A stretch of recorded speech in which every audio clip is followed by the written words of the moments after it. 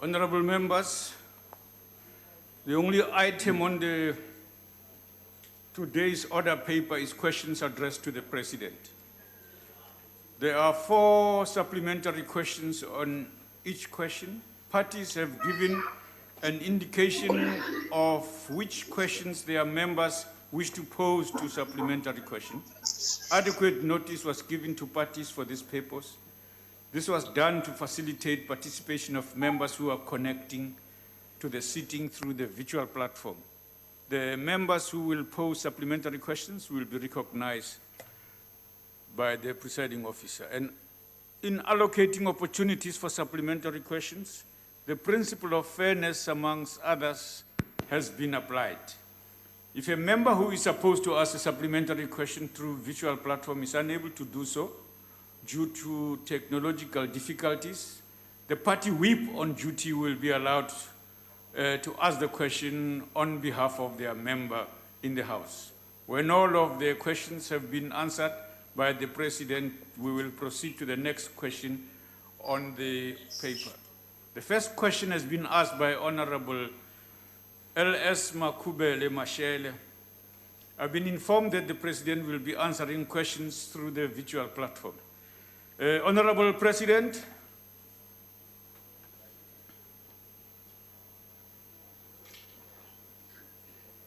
Thank you, Deputy Speaker, honorable members.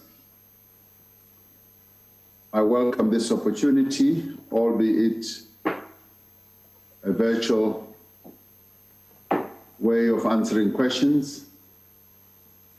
Honorable Deputy Speaker, the global coronavirus pandemic is both a national crisis and an economic crisis.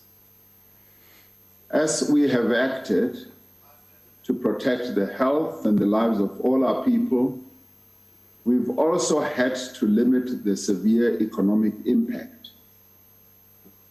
Our economic response can be divided into 3 phases. The first phase began in mid-March when we declared the coronavirus pandemic as a national disaster. What we did included a broad range of measures to mitigate the worst effects of the pandemic on business, on communities and individuals. The measures included measures such as tax relief, the release of disaster relief funds, emergency procurement processes, wage support through the UIF, and funding to small businesses. Towards the end of April, we realized that this pandemic was having a much deeper effect, negatively. It then led us to embark on the second phase of our economic response.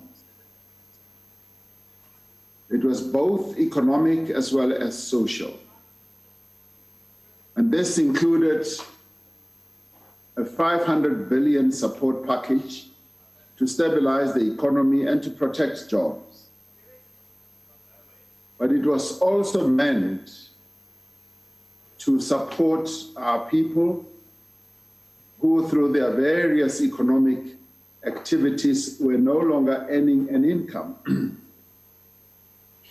And this had to do with people in informal businesses, but it also included people who were getting social grants, but the social grants had become insufficient. It also included unemployed people in our country. And to that end, the measures that we implemented came up with temporary payments to social grant beneficiaries, a special COVID-19 grant of 350 Rand a month for 6 months to the unemployed, and a loan guarantee scheme of 200 billion to support small and medium enterprise businesses. gross turnover was determined as well. It is worth noting that the 500 billion support package is worth around, I would say, 10 to 11% of GDP, which is larger than equivalent support measures announced by other emerging markets and those countries that are in the G20.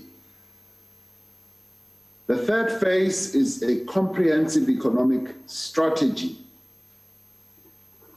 that will be aimed at driving the recovery of our economy as we emerge from the pandemic.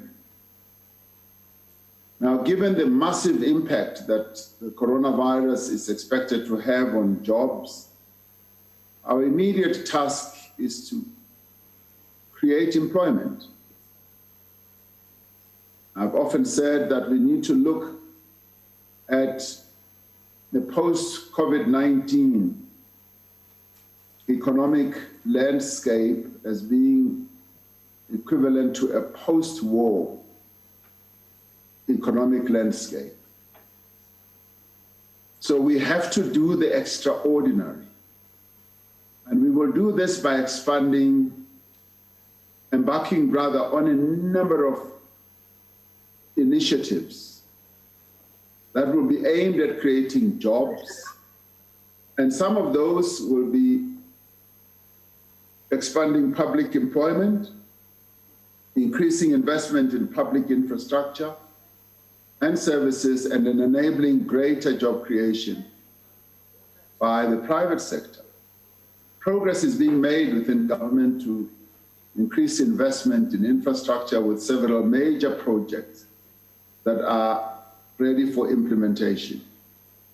Next week, the presidency will be convening the Sustainable Infrastructure Development Symposium, which will bring together funders, policymakers, state-owned enterprises, academic and private sector people to look at the investment opportunities in infrastructure. We should see infrastructure investment as a mobilizer of growth. And we want to source money, significant investment from a number of sources, both private and public. And we see this as a significant part of the stimulus that our economy needs. This pandemic, Deputy Speaker, has highlighted the vital importance of the informal sector as well, and of small businesses in meeting the basic needs of our people. This informal sector, which others describe as the second economy, in many ways has come to the fore in supporting the lives and the livelihoods of our people during lockdown. And we now have a much better view of the landscape of the small medium enterprise sector and the more informal part of it. Our program of economic recovery needs to provide greater support to these enterprises, which provide income and employment for many young people. At the same time, we will implement key reforms that support long-term growth, and these include measures to support building of energy capacity, reforms to improve port capacity, as well as the efficiency of our ports and the licensing of high-demand spectrum. We've also been focused on the measures required to protect African economies and ensure that they effectively recover from the effects of the pandemic. In my capacity as chairperson of the AU, I have held several engagements with the leaders and institutions in the international community to call for a comprehensive economic package to provide economic relief to African economies. This package would need to include debt cancellation, debt standstill, as well as interest waivers, which will provide poorer countries the much-needed fiscal space to deal with the economic ramifications of the virus.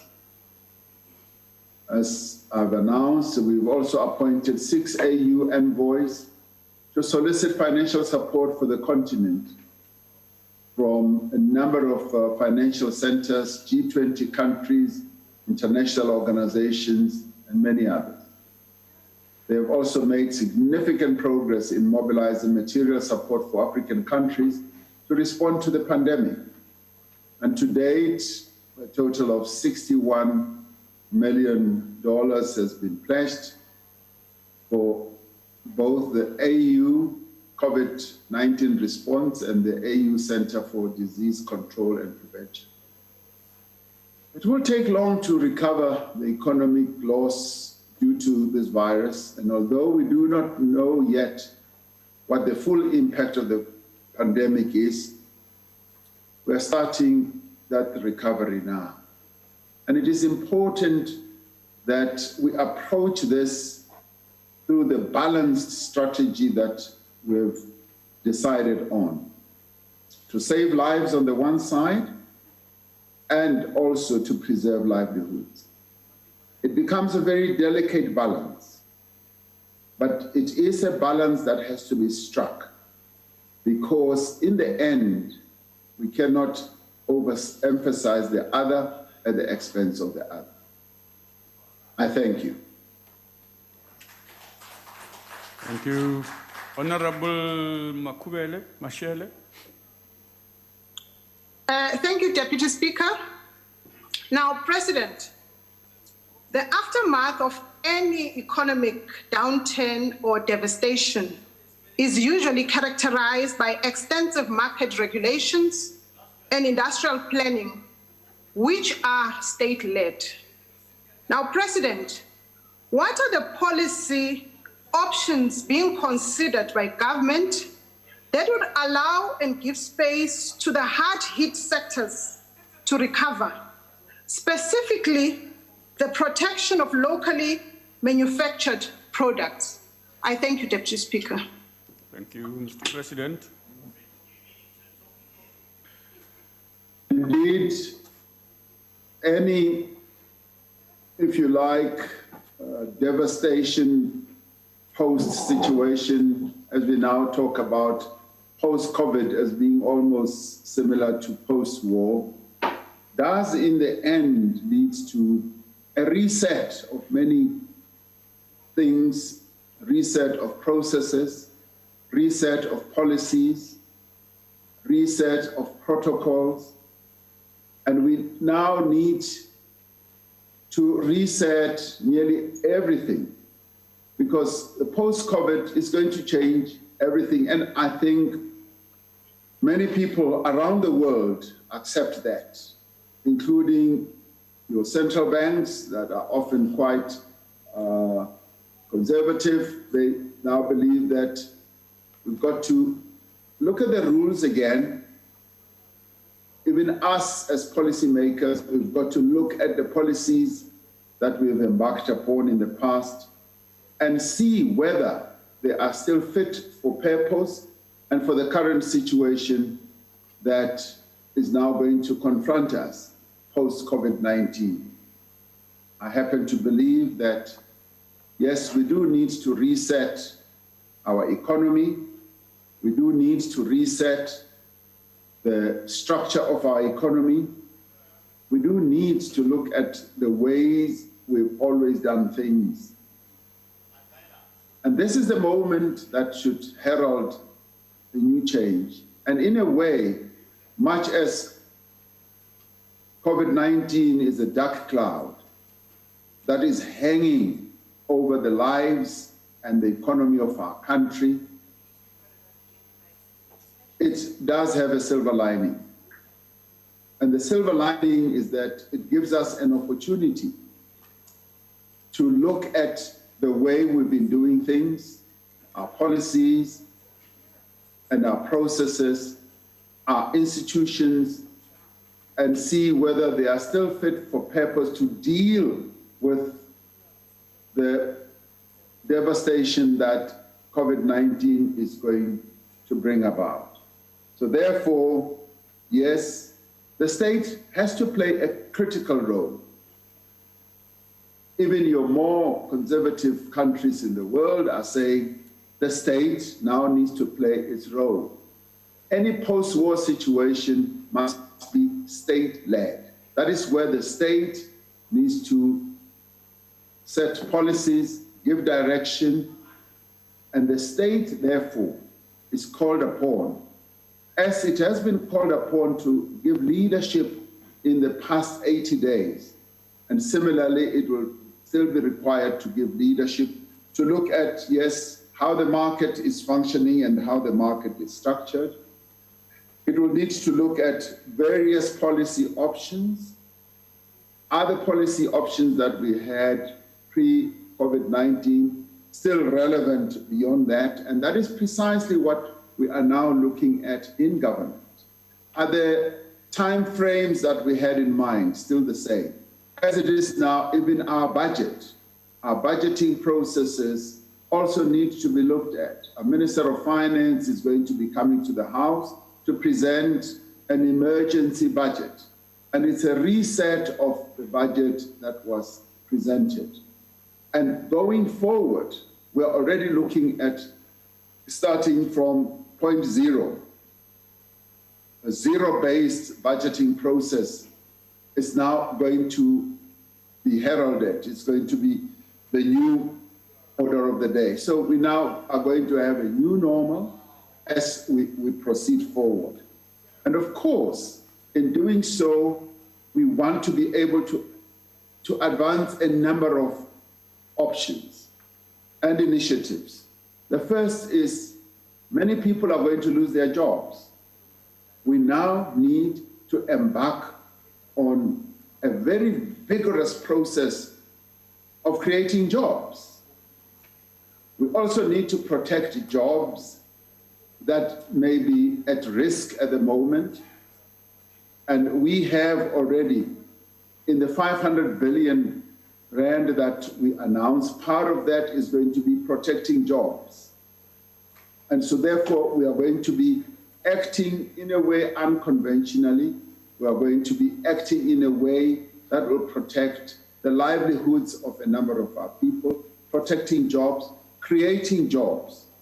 But we will also be looking at new sectors of the economy, the restructuring process of our economy that needs to get underway. We need to ask ourselves, which are the new sectors that we need to look at? The capacity of the state also needs to be strengthened. We need to hasten the strengthening of the capacity of the state. We now need to look to the various subsectors of our economy, but we also need to look at great opportunities that lie ahead.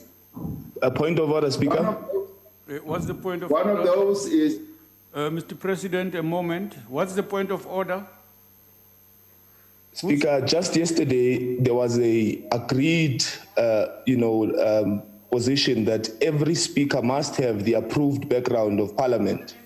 And the President seems not to be following in that agreement. I think that it's in order that the President leads by example, puts a background approved by Parliament. Each and every member is point of order. Background. There's no excuse the President of the country to be using a background that is obviously political and does not really speak to Parliament. He must not, even though he's at home, he must at least resemble Parliament, as all of us have done. So please, may the President follow the rules as all of us are doing. Thank you. The President is following the rules. He is not a member of Parliament. That rule doesn't apply to him. Honorable members, Honorable President, please proceed. Hello. On a point of order. Hello, Reverend. On a point of order, Speaker. Out of order. I hope the point is not about the same matter. Yes, let's hear. What are you rising on? Your ruling is out of order. Okay. President, when he's in Parliament, the rules of Parliament applies to him. Don't come with that kitchen up approach of favoring other people and not favoring other people. Let me explain, You know very Honorable well that Malema. even if he's not a member of Parliament, Honorable Malema. the rules of Parliament apply to him when he's in Parliament. Honorable Malema. As you are encouraging all of us to do, ask him to put a Parliament background. Honorable Malema, listen to me. You've made your point, and I've ruled on this matter. If you contest the ruling, please do what the rules say you must do. You can't contest it during the session. You must write to the Speaker and lay your complaint there. Please. We are proceeding. Mr. President, please proceed. On a point of order, Deputy Speaker. If it's, I hope it's not the same point. If it is, you are out of order in advance. I'm not taking any view on this matter. And I'm advised by the rules to do that. Yesterday, it is you yesterday who said that this matter people must not use can you any switch other off this background. mic, please? And you know very well that the rules of the National Assembly. Using a background, Shivambo. You're not also using the background. Honorable members, please. The President will proceed. You allow the President to come. You are not supposed to be talking, Honorable Malema. You are breaking the rules. Nobody recognized you. A president must display a fireplace. Honorable member, Honorable Malema, you are breaking the rules of the House. Stop talking, please. Stop talking. And honorable members, we have ruled on these matters. Members are not supposed to contest rulings of the House in the House. We are going to put him in Baula, and there is nothing you can do. Honorable member, okay, you think there's nothing I can do? You watch the space. You watch the space, Honorable Malema, and you have a responsibility to act. How do you preside with threats? No, Honorable member, it's not a threat. It's the requirements of the rules. Today you must test your own medicine. Honorable members, tell Ramaphosa to put the background. Switch off switch off the mics, please. Switch off the mics. Please switch off the mics.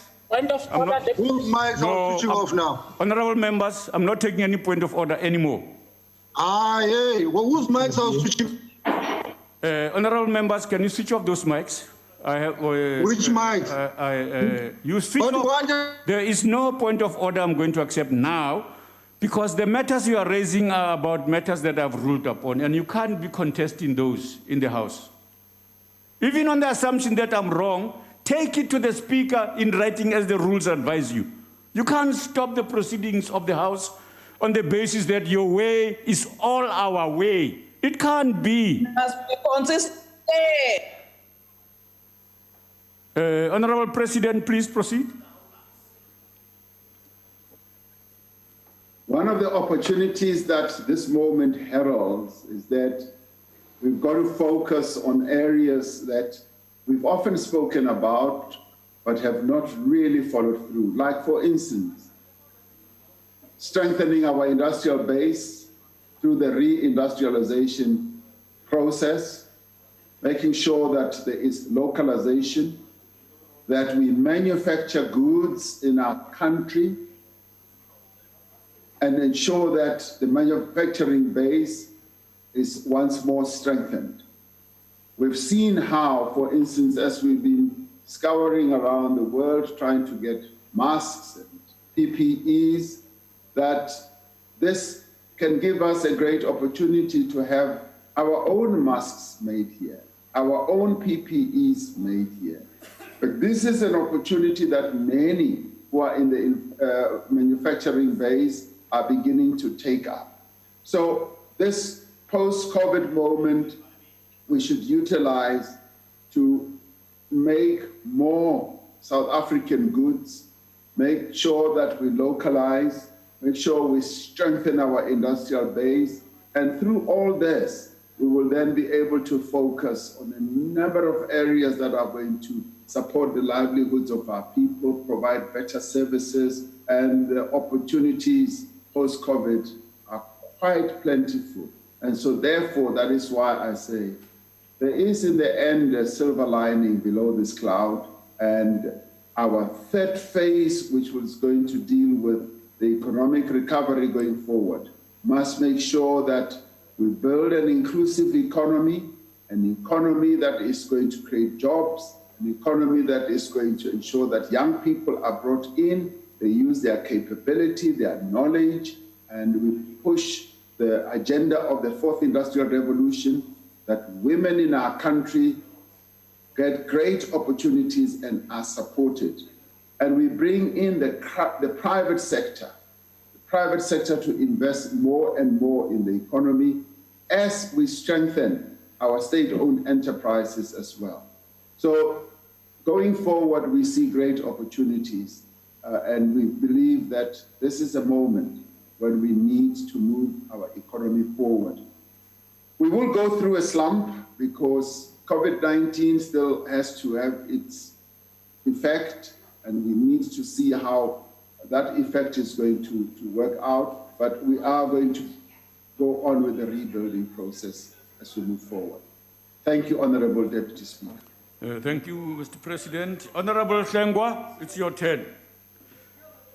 Honorable members, you are screaming as if the House is not proceeding. Can you please take it easy? Well, thank you very much, Honorable Deputy Speaker. Mr. President, obviously the situation before us is very dire if you consider the fact that some research gives projections that Africa will lose about 20 million jobs because of this virus. But also on the flip side of it, Mr. President, you speak about millions and billions of rands which will be injected to the many programs to reset and restart the economy. Be ignorant to the fact that chief amongst the biggest threats to the money that will be made available is corruption. You look at the Bait Bridge border post, for example, 37 million rands for 40 kilometers. You look at how the social development grants and food parcels have been abused now. The question then, Mr. President, becomes, what is it that, or what conversations and decisions are you taking at an executive level, whilst Parliament will be, of course, having its own processes, to actually deal with this scourge of corruption, which is, of course, taking advantage of the crisis that we are in, particularly given the loopholes. Thank you, Honorable Hlengwa. You have overstepped your time. Sorry, your time is on this gone. very difficult matter. Honorable Hlengwa, please in future try and time yourself better. Put your questions up front so that when I cut you as I will, when you go over time, you've asked your question.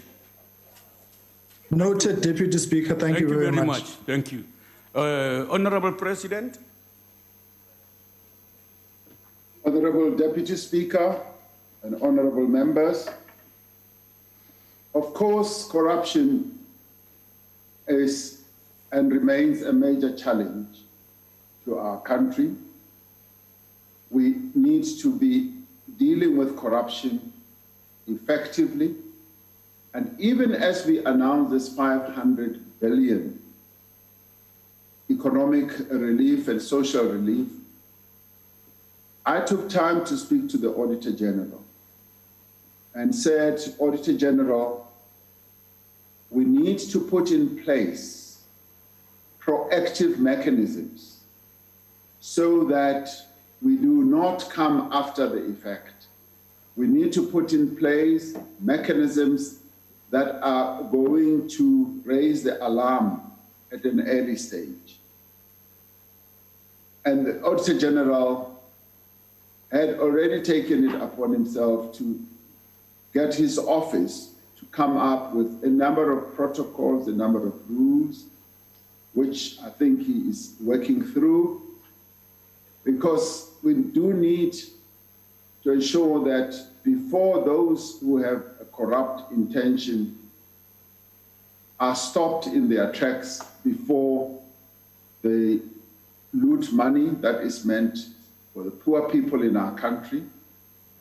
Of course, we've also been disturbed by news and reports that things such as food parcels have been redirected in ways that did not look as good as what we had intended.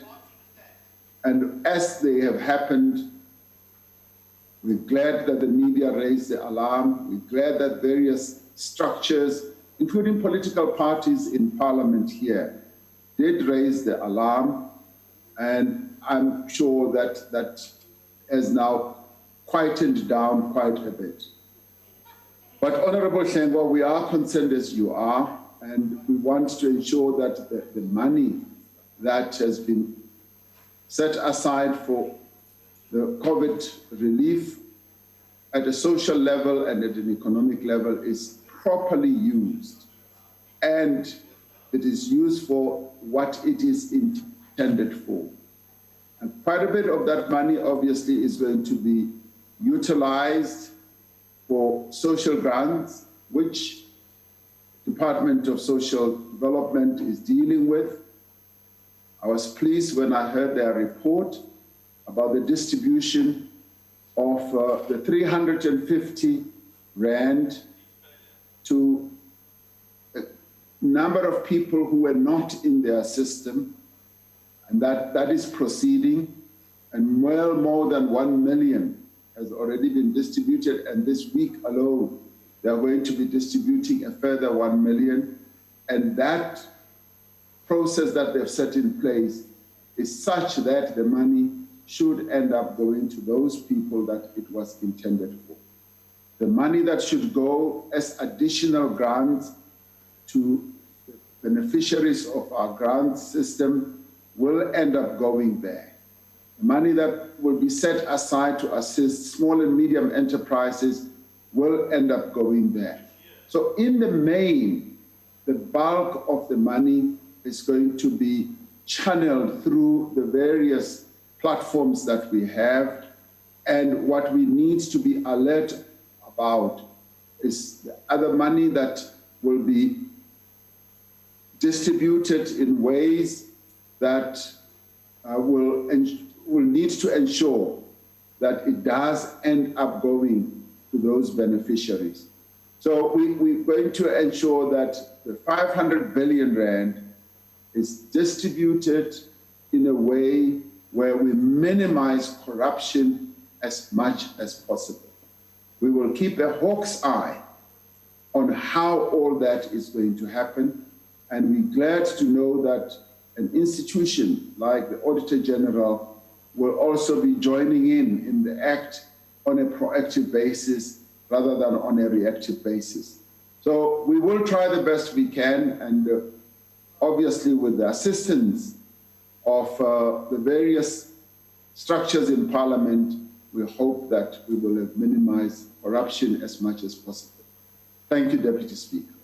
Thank you, Mr. President. Honorable, the Leader of Opposition. Thank you, Deputy Speaker. Everyone agrees, including your Finance Minister, Mr. President, that the only sustainable option for the way forward in our economy is through structural reform if we're going to unlock economic growth. In fact, Mr. President, structural reform was the basis on which you campaigned for the presidency of your party and for the country, and yet we stand here in Parliament today, 3 years later, and you've got nothing to show for it. Yesterday we heard we're going to have to spend 33 billion Rand bailing out South African Airways to save 1,000 jobs. Mr. President, the question to you is this: will you today make the brave stand and stand with the 3 million South Africans who are going to lose their jobs and oppose the 33 billion Rand bailout, or are you going to see that money being poured into the abyss of state-owned entity like South African Airways, where it could have been used to save the lives and livelihoods of millions of more South Africans? Mr. President. Thank you very much, Deputy Speaker. We are going to do everything we can to ensure that we reposition our economy and our country on a reform process which is going to ensure that our economy functions a lot better. And one of the things that we have said is that we are going to also pay closer attention to our state-owned enterprises and ensure that our state-owned enterprises function in the way that they should, efficiently, and those state-owned enterprises that need attention should be given the attention from either a financial point of view. We should see how best those finances can be repositioned, or an operational point of view. We've set up the State-Owned Enterprises Council, which is going to be advising government and cabinet, on which cabinet ministers also will be sitting. And we're going to have a closer look at all our state-owned enterprises. And we will do so to advance the interests of all South Africans. State-owned enterprises will continue to play an important role in our economy. And this is also the case now post-COVID in other economies as well.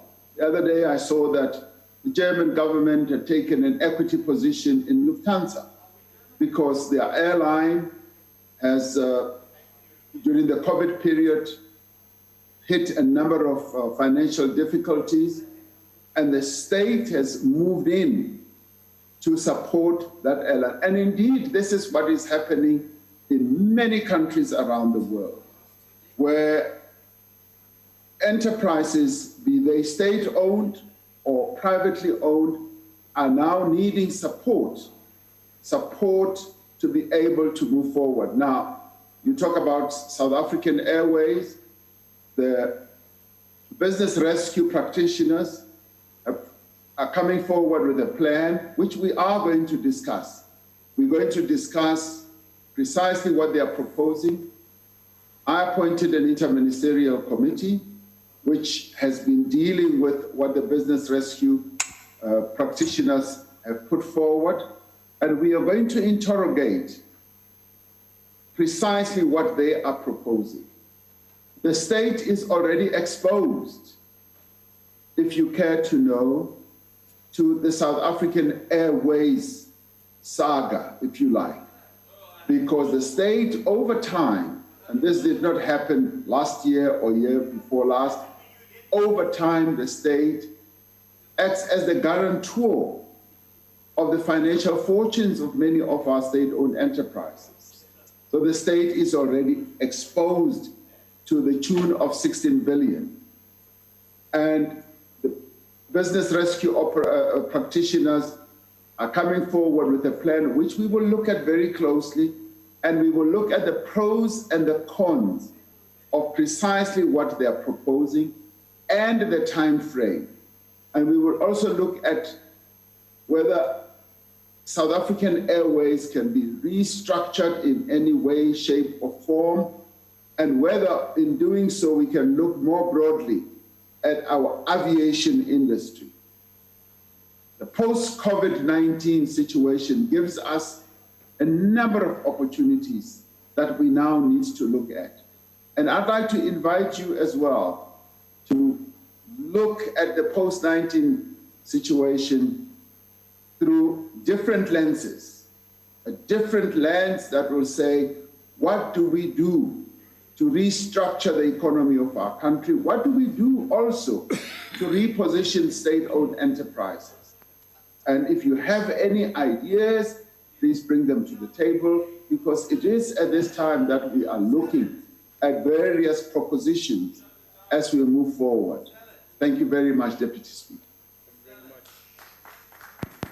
Thank you very much, Mr. President. We now move to the next question 2, asked by the leader of the opposition. On a point of order, sorry? On a point of order, Speaker. Oh, yeah. Speaker. Oh, my apologies. Oh, my apologies, Honorable Shivambo, it's your turn. Go ahead. It was not a mistake, it was deliberate. The question you are responding to, now, President. Honorable Shivambo, if it's deliberate, then you don't proceed, you don't talk. That's the rule. You will not talk. You are not the president of the country, man. With the government logo. No, you won't speak. No, you won't speak. Stop behaving like you are drunk. No, you won't. No, Honorable Shivambo. This subject. These rules were approved upon. We are noting what you are saying, and we are going to check these remarks you are making, and you are not going to speak if you don't change that thing deliberately. You telling the House you deliberately breaking the rule, there's no way you will be allowed to speak. No way. No, you have to throw me out of the House. No. Honorable members, we made a ruling on this matter yesterday. It will not be changed by the methods you are using. No. You are out of order, Chief. No, I'm not out of order. I'm enforcing the rules that you are part of order. Letitia is out of order. He always does. Who is Letitia? He thinks he's a clown. You are a clown. I must... no, we are listening to you. And this is a recorded session of Parliament, and we will act against you. We will not allow anybody to speak here. Neither are we at your mercy either. This is not your House. No. Disrespectful. Can I please ask the question? Stop being disrespectful. Yes. You stop being disrespectful. Honorable members, it is wrong. We're not here in your favor. It is wrong for you to do what you are doing. You are not going to be allowed to do it. Some emotional. Can I proceed with the question? Yes, on condition you know what you must do. You know the conditions. What should I do? What should I do? You're on the chair now. You switch off. You put it on. You had it on. You put it on. The background. You do it. But Deputy Speaker. All your people were speaking with a different background. They were never ordered to do so. Why are you? But who is this person who screams like one intervene? Yes, on your panel. With a different background, you didn't. You keep quiet. You let Stop me your nonsense. You keep quiet, honorable members. Go and sleep.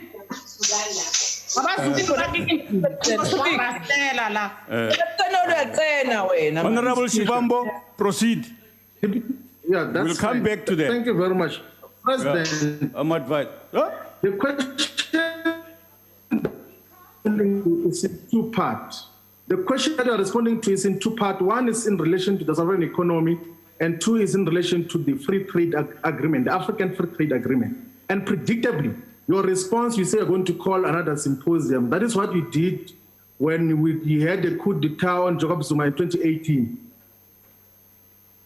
You did symposiums, got lots of commitments on growth and investments. Your friends, the white capitalist establishment, committed to grow the sovereign economy. But since you are in office, South Africa's economy has grown by less than 0.2%, which is the worst since the global economic crisis. And there seems to be nothing. You are saying now that post-COVID, we're going to start localizing.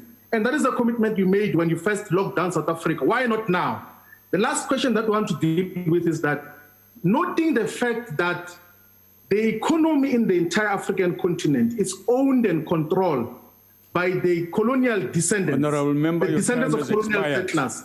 And isn't this free trade agreement going to be a free trade of colonialists and now the Chinese without any African ownership of the economy? Your time has expired. Your time has expired. Your time has expired. Honorable President.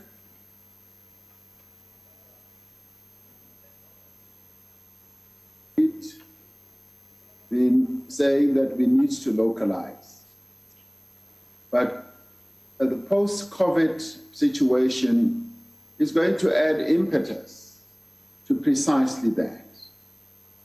We have been able to see how we can get, firstly, our industrialists, our own industrialists, to live up to coming into the economy, becoming real industrialists, becoming manufacturers. I have seen, Honorable Chibambu, for myself, how a number of Black industrialists are taking various opportunities that COVID-19 is presenting to them. They are making some of the goods that are now needed right here in our own country. They are making the masks. They are making the PPEs. And they now are going to be moving forward to even making the test kits. And many of them are black industrialists. And we need to welcome this. And over time, they will start having economies of scale as to be able also to export. Later today, we are going to be launching a platform for the African continent, where we are going to be able to get all countries on the African continent to buy diagnostic and therapeutic medical supplies. Admittedly, quite a number of them come from other countries, but interestingly, a number of those supplies are going to be supplied by African manufacturers, right from Egypt, right through down to the south. And they are going to be part of this platform. They are going to be selling to the entire continent various supplies. And this is what COVID-19 is presenting to the continent as a silver lining. A number of African, 100% owned African entities on the African continent are coming to the fore. They're going to be part of the Africa Free Trade Area Agreement, and they are now going to also participate in this platform for medical supplies that we are going to set up. So we are seeing the positive side. And what we are also saying is that we need to be encouraging, supporting, and the state needs to be assisting and giving incentives and giving support, both financial and otherwise, to these, in our own country, black industrialists, as many as possible, to help grow the economy of our country. And yes, the economic growth of our country has been tapering down for some time. And what we have been doing is to do everything we can to reposition our economy so that we can begin to accede to higher levels of growth. But post-COVID-19 is going to give us even a greater opportunity to be able to do so. So I am optimistic. I am not pessimistic like some people are. I am very optimistic. And I think that we do have an opportunity, and these are opportunities that we must yield. And if there ever was a time for us to be able to bring in more and more black people into the industrial base, the manufacturing base, this is the time that we need to utilize. And that is why we are saying the restructuring of our economy is a moment that we now need to grasp. Thank you very much, Deputy Speaker. Thank you, Mr. President. The second question Deputy Speaker, may I raise a point of order? What's the point of order? Deputy Speaker, Honorable Shivambo said that the president led a coup d'etat against former President Jacob Zuma. That is correct. There was no coup d'etat. And I request that in terms of our rules, you should withdraw the statement. Honorable members, we'll look at it and we'll come back on that matter. We'll make a ruling. And I was not going to withdraw. Honorable Leader of the Opposition asked the next question. Mr. President, the second question here.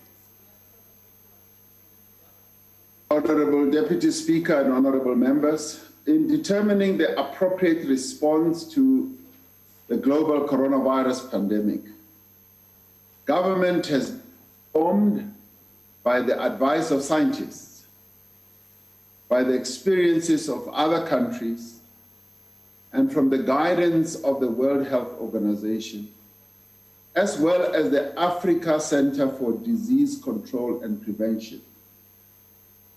The decision to institute a nationwide lockdown was informed, amongst other things, by epidemiological analyses based on the available evidence of the rate at which the number of coronavirus cases was increasing.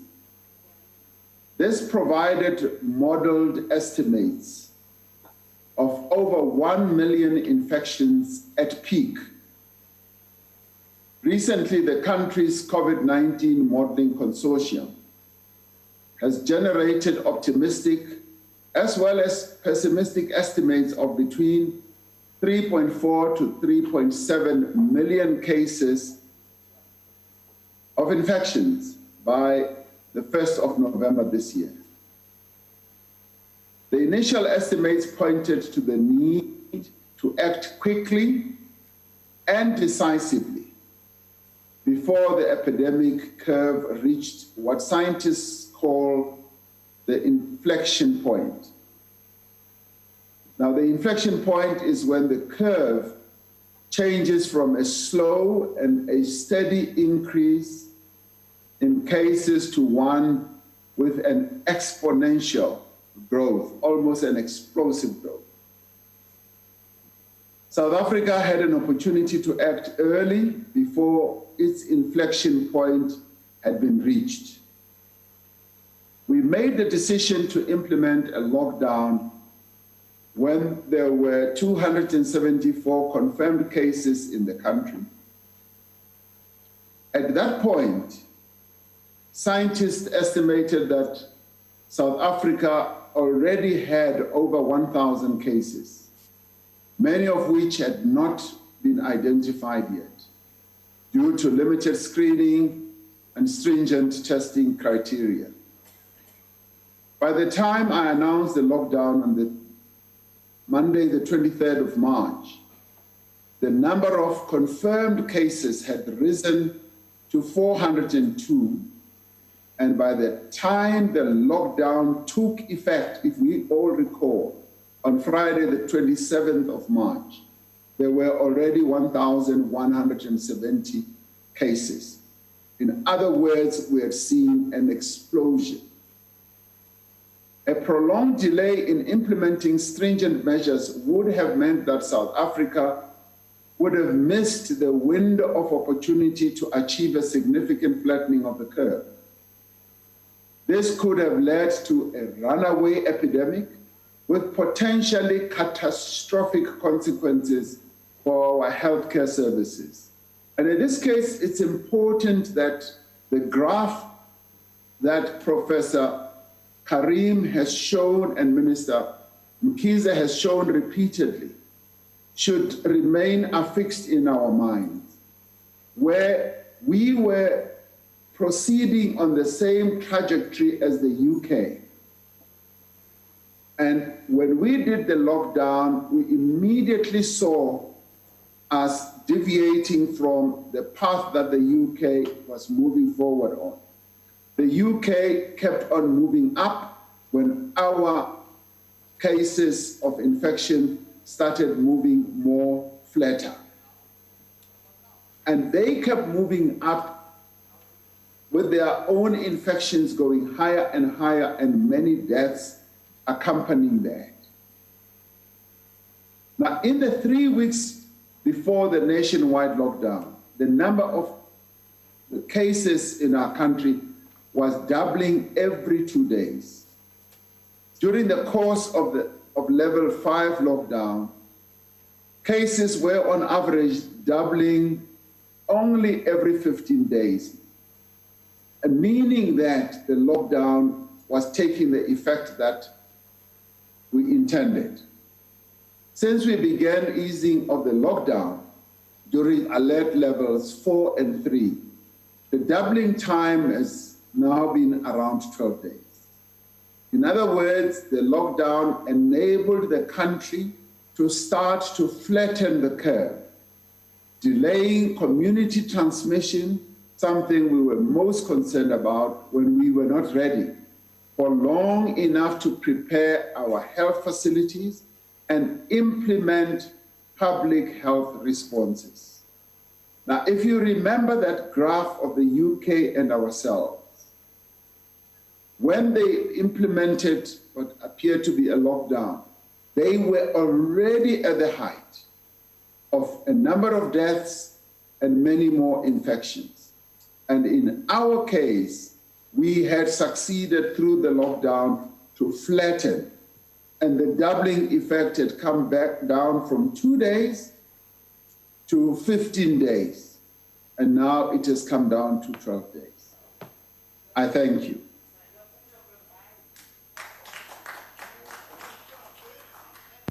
Thank you. Honorable, the Leader of the Opposition. Thank you, Deputy Speaker.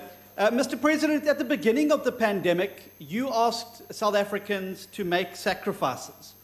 And South Africans have complied, and this has come at a huge cost. Many have lost their jobs and their businesses that they've spent years building up. However, Mr. President, you and your government have not played your part in the pandemic by being transparent with how you have made these decisions and the data and modeling that informs them. You've withheld all but the very top-level COVID data from the citizens of this country, including the model which you say you have relied upon to implement the lockdown, the initial lockdown, but then to extend the hardest, longest, and most brutal lockdown in the world during this period. Mr. President, why do you believe that citizens who've sacrificed so much do not have the right to this information? Mr. President. What brutal. Thank you. Thank you, Honorable Deputy Speaker. The information that I've just disclosed now is information that we did in time disclose. One of those was one of the most horrific, where they said we are possibly going to see up to 40,000 people dead. And discussing it within our own ranks, we said there's just no reason why any information, modeling or otherwise, should not be disclosed to South Africans. There's no reason why we should be acting in the dark. Every piece of information about this should be disclosed. And I'm very pleased that the Medical Advisory Committee that Dr. Mkhize set up to advise government has been able to come up with a number of advisories. And of course, we've also seen how a number of the members, 51-member Medical Advisory Committee, have had diverse views. And we have not shied away from saying, yes, even if they have diverse views, those diverse views must be heard. There may well have been a blip along the way, but we've said, if they have diverse views, and if anyone, scientist or otherwise in our country, has diverse views, and modelers, and we've had chartered accountants doing quite a lot of modeling, actuaries doing quite a lot of modeling. The consortium of modelers has come up with a lot of modeling. So the modeling, truth be told, has come up with such variant type of models. And some of the models have been completely off of the beam. And some of them have beaten a middle path. And I must say that we have not been short of information that should be made available. And I'm one of those, Honorable Stephen Hazen, who would say, whatever information there is, yes, needs to be put out there in the public. And South Africans are very discerning. Apart from having made huge sacrifices, as you correctly say, they're very discerning. They've been able to make judgments. And as the government has led this process, it has led this process honestly, with integrity, without seeking to hide anything to the people of South Africa. And I have said myself that as there is no textbook on how we should traverse our way around managing this virus. There have been moments where, yes, we've had some missteps, but in the main, the government of the Republic of South Africa has been straightforward, honest with the people of South Africa, led them with integrity, and disclosed information. Our ministers have been briefing the public on an ongoing basis. And with that has come a lot of information that has been displayed to our people. Minister of Health continues to brief the people of South Africa about the progression of the pandemic. The National Coronavirus Command Council meets regularly, and through that we are able to get the advice not only of the net joints, which is on an hourly basis seized with the task of managing the virus process, but also the medical advisory committee. So the various institutions in our country, from the NICD and many others, have been seized with seeking to put forward information to the public of South Africa without hiding the information. Thank you very much, Deputy Speaker. Thank you. Honorable Sheikh Imam. Thank you, Honorable Deputy Speaker. Mr. President, on scientific risk assessment, it is your command council that allowed the opening of schools, which is now a disaster, with hundreds of schools not having water and PPEs.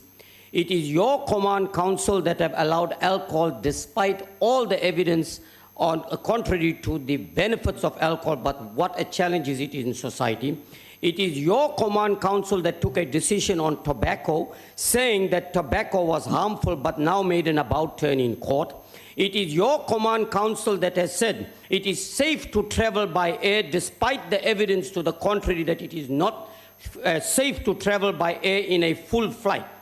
Now, what scientific evidence did your command council rely on to take such decisions? And very importantly, Mr. President, you repeatedly talk about strict protocols. Hundreds of regulations were made. What measures has your command council put in place to ensure there's a high level of compliance to ensure that we limit transmission? Thank you, Mr. President. Mr. President. Thank you very much. As I said right at the beginning, various processes and interventions that we've embarked upon as government have been interventions in the main that have been advised and thoroughly discussed by our experts and our scientists. And obviously, we have also had to do the risk assessment as the political leaders of the country, as we've implemented this. For instance, when it comes to opening schools, we did say that we would not want to see us losing the year of schooling. What is it that we can do?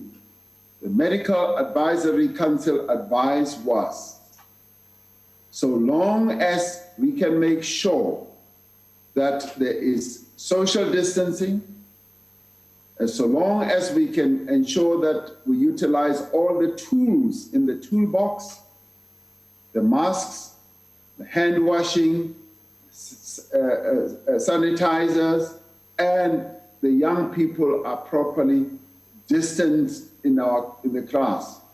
They said, yes, that can be an option to go for. We then decided to do what I would call light touch. We said, we're not going to open up all the classes.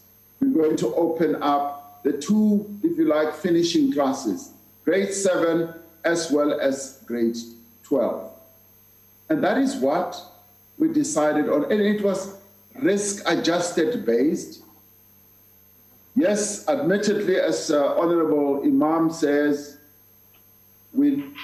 many schools have not had the protective equipment, and that is being looked at and that is being worked on. Minister of Basic Education is continuously monitoring the availability of all those at all the schools in our country. And we have said, even as I announced it, I said, where this is not in existence, and if parents do not feel satisfied, the schools should not open. And that has by and large been adhered to. Yes, of course, there have been infections where young people have been infected and brought infections in the schools, and that has been immediately identified and measures have been taken. And the view we've taken is that this virus is going to be with us for a long time, possibly for years. And we therefore need to live with the virus, manage it, and ensure that we adjust the risk. And as we do so, ensure that our people are safe, but as we move on, particularly on the economic side, that we save livelihoods as well. The issue of alcohol was discussed quite thoroughly by the various structures, including the National Coronavirus Command Council. And it was felt that if we can put in place the various measures of ensuring that even as we open alcohol, at this point in time, we should try and restrict as much as we can. Now, of course, as we opened it, a number of our people in South Africa started going way overboard. And as I was saying yesterday, it has led to abuse as well. And this is the debate that we should have as a nation. South Africa is one of those countries that abuses and uses quite a lot of alcohol, more than many other countries. And we need to be looking at precisely how we should do this. Could we have banned alcohol forever? And many people will say, no, you could not have. When would the right time have been to open it up? Was level 3 the correct time, or was it level 1? And that is a matter that is still open up for debate. On the tobacco issue, that is a matter that was discussed extensively, and many of our people, through various formations, participated in the debate, and that is what led to the change of decision, which we had announced. And it was after the participation and the views that we got from our people. And of course, now it is in the hands of the court. And the air travel issue, yes, we've allowed travel within the country for business purposes. And we believe that if, for instance, there can be, the protocols can be observed, we can curb the rate of infections. Because in the end, we do need to accept that this virus is going to be with us for a long time, and we need to take protective measures to ensure that we do not spread the virus. So everything has to be based on how we can adjust the risk and analyze the risk and arrive at a risk-adjusted outcome to move forward, because we cannot, in the end, remain locked up forever and in a day. I thank you. Thank you, Mr. President. Honorable Mente.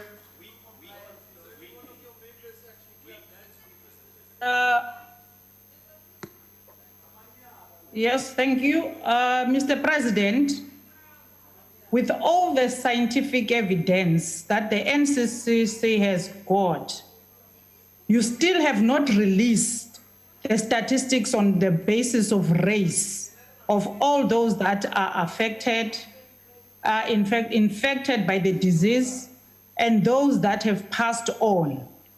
We still want that. If then that's the scientific proof to indicate to all South Africans as to who is affected the most by this virus.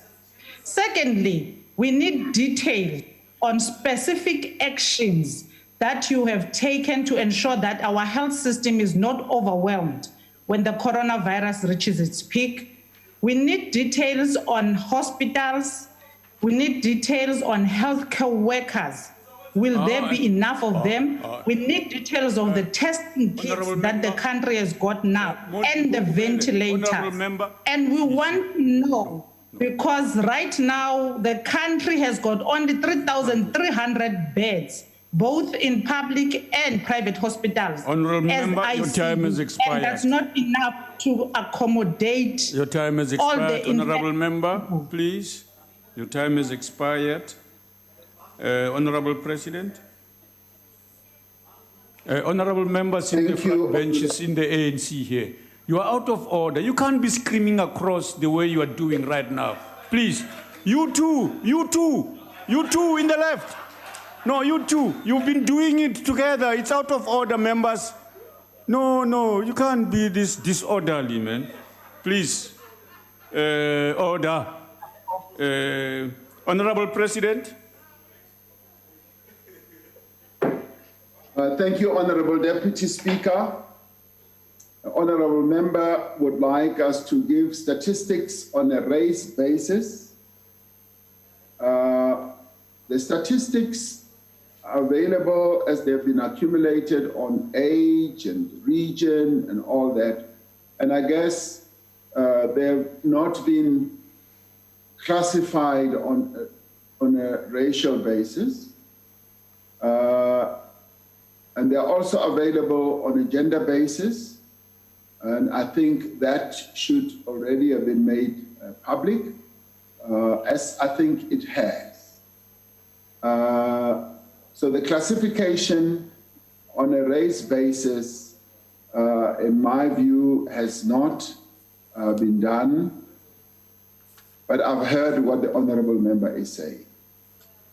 With regards to the details on, say, hospitals, in relation particularly to our health system being overwhelmed, we've said that the period of the lockdown from level 5 to level 3 has given us the opportunity in our health system to be ready to do a whole number of things and to embark on a number of interventions.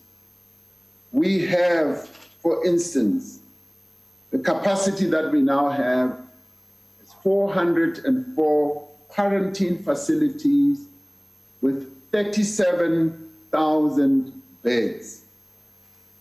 And a number of them have already been activated. Almost 15,000 of these beds have been activated. And we're waiting for the activation of the others. 27,464 hospital beds allocated for COVID-19 patients, and of whom we've got 2,500 critical care beds. Now, of course, we need more. I have been at pains as I've traveled around the country telling our provinces that we need more of these beds. And we're utilizing the period that we are in now to get more of these beds. The health workers, we've got to have more health workers, and a number of health workers are also testing positive. We've got 1,076 nurses and 163 doctors who have tested positive, but we are going ahead recruiting other health workers who will come in. All our provinces need more health personnel. And I've said that within the allocated resources, we need to be getting more and more ready. And I've said that we can never be more ready for COVID-19. We've almost got to be over-prepared because the peak is still coming. And as we reach our peak, this period of the lockdown must have prepared us for it so that we are able to deal with the cases. And unfortunately, because our health system is at the level where it is, we've been seeing more recoveries, almost 55% recoveries. And all this is due to the health system. It is not yet where we want it to be, but at the same time, it is a health system that has been ensuring that those who recover do recover well. And 55% recoveries is quite a good number, but we would like to see it going higher and higher. I thank you. Thank you, Mr. President. Honorable Dlomo, the chair of the committee, it's your turn. That's the question. Thank you very much, Deputy Speaker. No, no, no. You have asked the question. You wait for the president to answer. Huh? Is it a supplementary question? Oh, yeah. Oh, you're one of it. I'm not against abantu basembungu. Ngicela ukukhuluma mfowethu. Okay. Thank you, Deputy Speaker. I'm asking a supplementary question to the President. In your address to the nation yesterday, Honorable President, you made reference to a term called doubling time, and you explained that term so well last night. There's another term, Honorable President, that scientists have also used, and you have made a reference on it now, the term called inflection point. Inflection point, just for the South Africans, is a point at which the epidemic changes from growing slowly to a point where it is growing exponentially. Can the President provide an indication on what may have happened in South Africa if the President did not act before the inflection point? Perhaps looking at what happened to countries that acted long after the inflection point. Thank you very much. Thank you. Mr. President. Thank you, Deputy Speaker. It is good to get an accolade from a medical doctor on medical terms. Honorable Deputy Speaker, if we had not implemented the lockdown when we did, we could quite easily have been speaking about thousands of South Africans having died. And our infection rate would have been much higher than what it is. We have been commended for having moved early, and it was not an easy decision, not only for the leaders in government, the cabinet, but also for our people collectively, because the reality of what we needed to do came suddenly. And in a way, it was when Dr. Mkhize came forward and said, from a medical point of view, Mr. President, this is what we are seeing. This virus is soon going to get out of our control unless we act. And we paused for a while, but in the end, as we saw the infection, right at the beginning, Dr. Mkhize called me twice a day to say, we now have so many, we now have so many. And even as he did, my heart started racing more and more, realizing the weighty situation that we were under. And it was then that the cabinet decided that we needed to act quickly. It was a collective decision. And as it turned out, it was a correct decision, because had we not done so, and we've done a demonstration, Dr. Dlomo, Honorable Dlomo, with the graph that I referred to earlier with the UK, not putting the UK down or any country down, but those countries that did not act as quickly as they should have found that the infection rate was galloping out of control. And we were rather fortunate. The World Health Organization, the United Nations, the Africa Center for Disease Control has complimented South Africa for the measures that we took when we did, because the action we took demonstrably flattened the curve.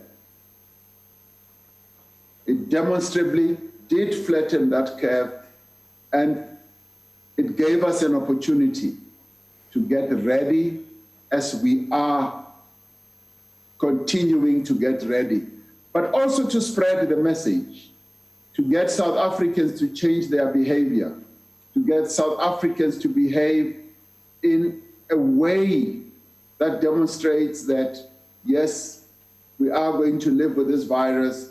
We therefore have to change the way that we live. I thank you, Honorable Deputy Speaker.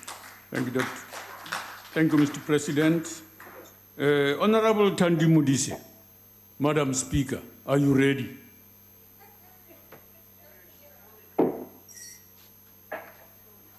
Yes, sir, I'm ready. Thank you very much. Honorable, the Speaker will take over from me from now onwards. Thank you, Madam Speaker. Thank you, sir. Mr. President, the question number 3 was put to you by the Honorable J.S. Malema. Mr. President. Honorable Speaker and honorable members, as I indicated in the earlier reply, our response to the coronavirus pandemic has been informed by the advice of our scientists, made up of the Medical Advisory Committee, 51 scientists of various diverse disciplines. It has also been underpinned by the experiences of other countries and the guidance that we've received from bodies like the World Health Organization and the Africa Center for Disease Control and Prevention. And much of the scientific input we have received has come from, as I was saying, the Ministerial Advisory Committee, which was established by the Minister. Through the course of the pandemic, the MAC, which is the Ministerial Advisory Committee, which, as I was saying, brings together disciplines such as scientists, clinicians, researchers, epidemiologists, has assisted government in various areas of the response. Now, the committee helped to develop the country's 8-phase strategy, in which a strict lockdown was just one of the phases, with specific objectives and a finite time frame. In deciding on when to begin the gradual and systematic easing of the lockdown, government was guided by the views of the scientists, the experience of other countries, and wide-ranging consultations. It also took into account the economic and social disruption that has been caused by the lockdown and the devastating impact the lockdown was having on people's incomes and livelihoods. In providing guidance, the Ministerial Committee used the level of community transmission as the basis for determining the state of the pandemic in the country. At that time, the proportion of coronavirus tests that were positive had been consistently low for a long time and had remained in a narrow range of 1.5% to 3.5% for several weeks in all parts of the country, except for in the Western Cape. In arriving at this decision, due consideration was given to the criteria suggested by the World Health Organization for countries to transition from lockdown to reopening of normal social activities. These criteria are, firstly, the disease transition should be under control. Secondly, health systems should be able to detect, test, isolate, and treat every case and trace every contact. Thirdly, hotspot risks should be minimized in vulnerable places. Fourthly, that schools, workplaces, and other essential places should have established preventative measures. And fifthly, that the risk of importing new cases can be managed. And lastly, that communities are fully educated, engaged, empowered to live under a new normal, that is, to live with the virus. In an advisory to the minister, the Ministerial Advisory Committee noted that some of the WHO criteria may not be appropriate for South Africa. Unlike several other countries, South Africa deliberately implemented a lockdown early in the progression of the disease as a strategy to delay transmission. I may add here that we were not the only country to immediately implement a lockdown. There were a number of countries that moved at the same time as we did. There were also countries that did not.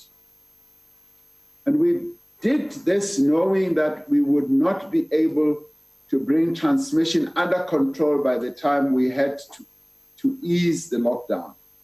But that it would give us the time, as I've been saying, that we needed to strengthen our health system and put a comprehensive public health response in place. Now, the WHO has supported South Africa in this approach. In considering the transition from alert level 5 to alert level 4 and then subsequently to alert level 3, I engaged with numerous stakeholders, including business, labor, community representatives, political party leaders, premiers, mayors, traditional leaders, and religious leaders as well. And this we did so that the government can have the views of these myriad of stakeholders before transitioning to the next level. Now, as the National Coronavirus Command Council, we remain committed to consult widely with diverse stakeholders in taking decisions that will both protect the lives of our people and support their livelihoods. And it is on this basis that we have been able to take the decisions we took, including delineating certain areas of our country for differentiated type of approaches. And the differentiated approach, which is already showing good signs of benefit. So all what we have done was not thumb-sucked.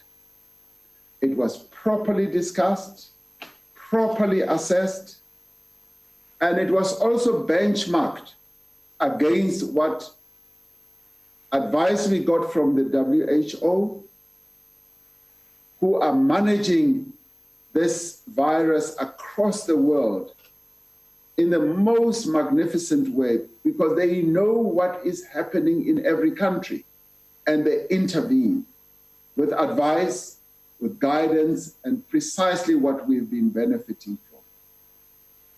And we've also been bolstered by our own structure in Africa, which has really wrapped its arms around what the continent is doing in terms of a strategy, as well as the management of the virus continent-wide. So there have been a lot of advice, a lot of views that have been expressed in this regard, and that is what has strengthened us and given us the ability to manage the virus as we have. I thank you. Thank you, Mr. President. The first supplementary goes to you, Honorable Malema. Thank you very much, Speaker, and thank you for coming at a very critical time, because the other one would have messed up my session. That's not necessary, Honorable Malema. Please proceed with the supplementary. Saying it's supposed to be necessary to you, Speaker. It's my turn now.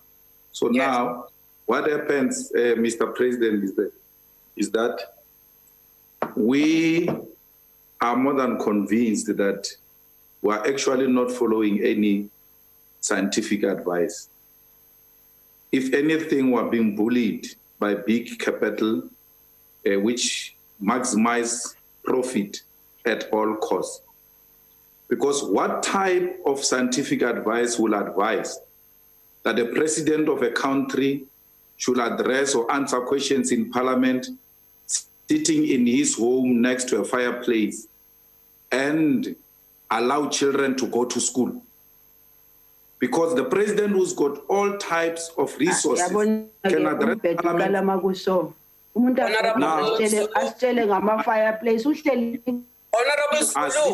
mute your mic. You are sitting comfortably in your own home as a leader of a country who follows science, and your science says take children to schools, to the streets, to go and fight this pandemic, while all of us are in the comfort of our own home. Mr. President, do you have any scientific evidence of how many people are going to die out of this pandemic? Have you been given an advice as to within a particular period of time we can expect that South Africa will lose so many lives, or we're just going as usual without even anticipating or knowing what are the expected infections and what are the expected death within a particular period of time? Because we know, Mr. President, that you are chasing only profits and not lives. You've got a history of sacrificing life in Marikana for profit. And we are experiencing it again now, where the lives of children are being... Honorable Malema. When you should give us solutions and stop talking what you talk. Give us solutions. Where are the libraries on COVID? He must stop insulting the president. He must stop it. Malema is also at home on the fireplace. Malema is also not in parliament. Honorable members, if you have not been recognized to speak, do not unmute that mic, because otherwise I will give instructions for that mic to be muted. You will respect us because we are on parliamentary business. Honorable Malema, you are wrapping up your supplementary. So, I mean, there is no any science that can say to you, Mr. President, sell alcohol, it is safe to sell alcohol. Because you will know, science will advise you that once you sell alcohol, the trauma units are going to be... Honorable Malema, your time is now expired. And we'll have to divide the resources. Honorable Malema, your time is up. Mr. President. Thank you, Honorable Speaker and honorable members.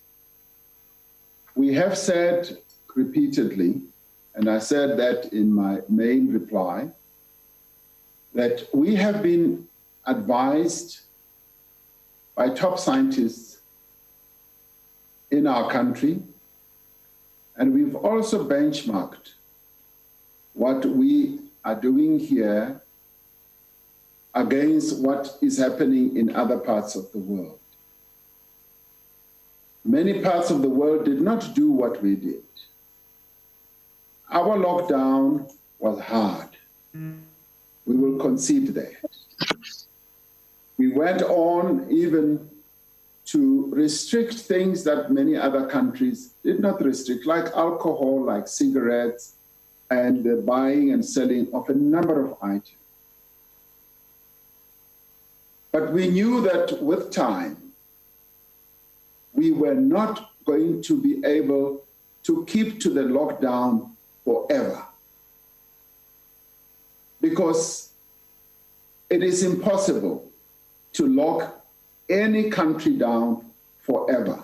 And let me say, many other countries around the world are having to deal with the challenges that we are dealing with. Some eased their lockdowns and reverted back to harder lockdowns. Some did not lock down what we did, and they have paid the price for it. And we've been well advised to do what we are doing on a gradual basis with the necessary advice. The opening up of schools, we've explained how this has evolved. Many countries have opened schools and others have not. And as we observed the opening of schools around the world and the protocols they were putting in place and the advice that we got, we realized that yes, we could do exactly the same, but with even harder a protocol. And that's what we opted for. The issue of alcohol, I have explained it. The issue of tobacco, I have explained it.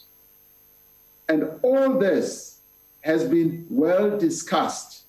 And let me even say that the discussions even ensued at the NEDLAC level, where labor, communities, and business are represented. Where as we moved from level 5, the consultations were quite broad, very broad and detailed, and backed up by the scientific and the medical advice. We were able to package all that and say we can move forward on a risk-adjusted basis, adjusting the risk. And of course, it is a risk. Like everything else would be a risk. But what I would like to reiterate is we've been resolutely committed to saving lives. When we took the decision for a lockdown, the overriding objective was to save the lives of South Africans. And that continues to guide what we do. It guides our actions. But at the same time, we've also said we need to preserve livelihoods.